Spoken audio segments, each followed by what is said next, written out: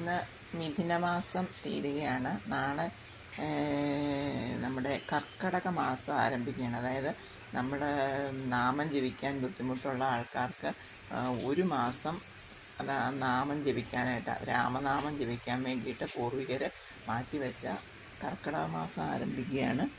അതുകൊണ്ട് തന്നെ നമ്മളെല്ലാവരും കൂടുതൽ നാമം ജപിക്കാൻ ശ്രദ്ധിക്കണം.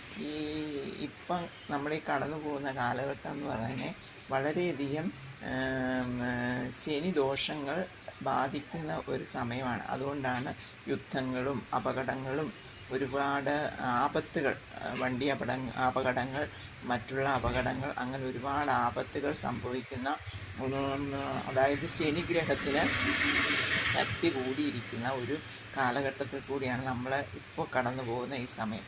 അപ്പോൾ ഈ വർഷത്തെ കർക്കടക മാസം നാളെ ആരംഭിക്കുകയാണ്. അപ്പോൾ ഈ ഒരു മാസം നിങ്ങളെല്ലാവരും നിങ്ങളുടെ വീട്ടിലുള്ള എല്ലാവർക്കും വേണ്ടി നാമം ജപിക്കണം. നാമം, ഒരു നാമമെങ്കിലും, രാമ എന്ന ഒരക്ഷരം, രണ്ടക്ഷരം ജപിക്കാൻ ഒരു നിമിഷം പോലും വേണ്ട.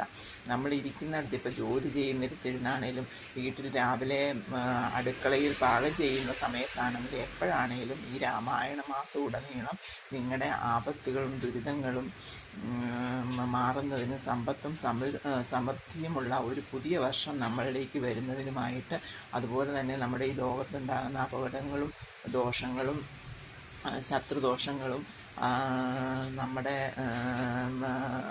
അതിർത്തിയിലിപ്പം ഈ വർഷം യുദ്ധമൊക്കെ ഉണ്ട്, അതുപോലെയുള്ള യുദ്ധങ്ങളൊന്നും അടുത്ത വർഷം ഉണ്ടാകാതിരിക്കാനും നമ്മുടെ നാടിന് വേണ്ടിയിട്ടും നമ്മുടെ വീടിന് വേണ്ടിയിട്ടും എല്ലാവരും പ്രാർത്ഥിക്കണം.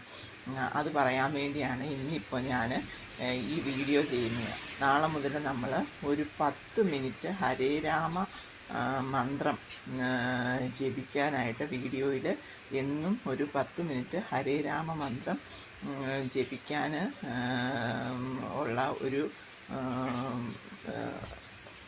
മാർഗം തെളിക്കുന്നുണ്ട്.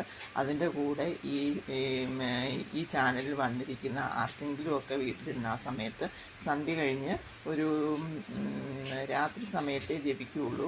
കാരണം രാത്രിയിലാണ് ശനിക്ക് കാഠിന്യം കൂടുതലുള്ളത്. അപ്പം നമ്മൾ രാത്രി ഒരു 8 മണിയൊക്കെ കഴിഞ്ഞ് ഹരേരാമ മന്ത്രം കൂട്ടായിട്ടിരുന്ന് ജപിച്ചു കഴിഞ്ഞാൽ ആ ശനി ദോഷങ്ങളും ഈ കർക്കിടകത്തിലുണ്ടാകുന്ന ദോഷങ്ങളും എല്ലാം മാറി പുതിയൊരു ചിങ്ങമാസം, അതായത് പുതിയൊരു വർഷം നമുക്ക് ഉണ്ടാകാൻ വേണ്ടിയിട്ട് നമ്മളെല്ലാവരും കൂടി നാമം ജപിക്കണം. അത് പറയാൻ വേണ്ടിയാണ് ഇപ്പോൾ ഞാൻ ഈ വീഡിയോ ചെയ്യുന്നത്.